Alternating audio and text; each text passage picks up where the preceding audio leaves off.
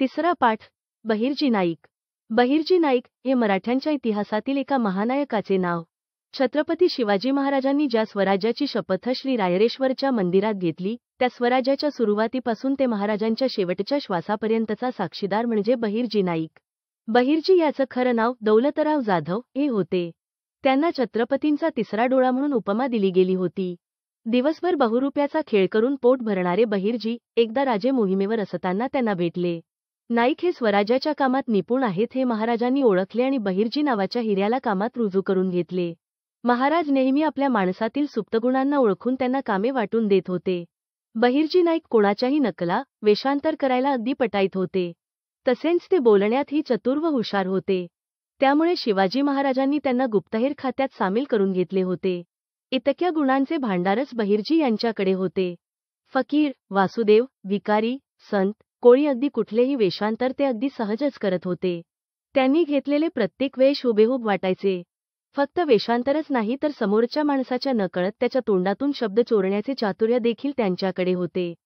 त्यात सर्वात मोठं आश्चर्य हे की विजापूरचा आदिलशाह व दिल्लीचा बादशाह यांच्या महालात वेषांतर करून बहिर्जी जात व ते स्वतः आदिलशाह व बादशाह यांच्याकडून पक्की माहिती घेऊन येत असत. गुप्तहेर असल्याचा संशय जरी आला तरी कत्तल करणारे दोन्ही राजे नाईकांना एकदाही पकडू शकलेले नाहीत. यातच त्यांची बुद्धिमत्ता व चातुर्य दिसून येते.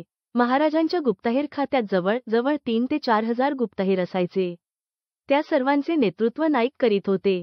ते सर्व गुप्तहेर नायकांनी विजापूर, दिल्ली, कर्नाटक, पुणे या शहरांमध्ये अगदी हुशारीने पसरवले होते. चुकीच्या माहितीसाठी कडेलोट हा एकच पर्याय नाईकांनी ठेवला होता. त्यांनी गुप्तहेर खात्याशी जणू काही एक भाषाच तयार केली होती. ती भाषा फक्त नाईकांच्या गुप्तहेरांनाच कळत होती. त्यात पक्ष्यांचे, वाऱ्याचे आवाज असा कुठलाही संदेश द्यायचा असल्यास त्याच भाषेत दिला जायचा. शिवाजी महाराज कुठल्या मोहिमेला जाणार हे सर्वात आधी बहिर्जी नाईकांना माहिती असायचे. मोहिमेच्या ठिकाणाची खडानखडा माहिती नाईक काढायचे आणि महाराजापर्यंत लवकरात लवकर पाठवायचे. शिवाजी महाराजांच्या दरबारात स्वतः बहिर्जी नाईक जर वेषांतर करून आले तर ते फक्त महाराजांनाच कळायचे, बाकीच्या लोकांना नाईक दरबारातच आले नाही असे वाटायचे. बहिर्जी नाईक फक्त गुप्तहेरच नव्हते तर ते एक उत्तम लढवय्ये देखील होते. तलवारबाजी, दांडपट्टा यात ते पारंगत होते. कारण गुप्तहेरांना कधीही, कुठेही, कसल्याही प्रसंगाला सामोरे जावे लागेल हे त्यांना माहीत होते. त्यामुळे त्यांची ही तयारी असायची. कुठल्याही घटनेचा ते खूप बारकाईने विचार करीत असत. शत्रूचे गुप्तहेर कोण, ते काय काम करतात, याचीही माहिती ते ठेवत.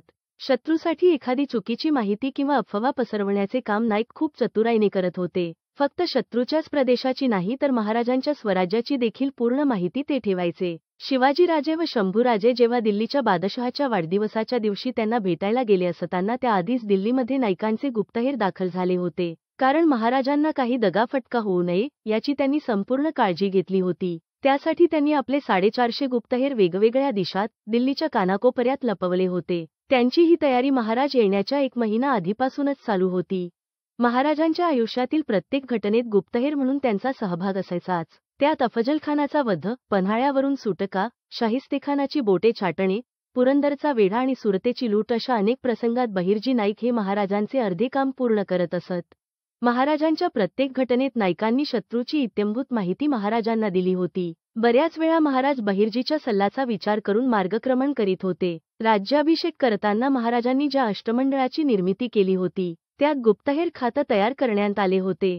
त्यातही गुप्तहेर खात्याचे प्रमुख बहिर्जी नाईक यांनाच केलं होतं. बहिर्जीचे व्यक्तिमत्व हरहून नरी होते. चपळता व निर्णयक्षमता या 2 त्यांच्या भक्कम बाजू होत्या. महाराष्ट्राच्या सांगली जिल्ह्यातील खानापूर तालुक्यामधील बाणूरगड नावाचा एक किल्ला आहे. तेथे या महान बहिर्जी नाईक यांची समाधी आहे.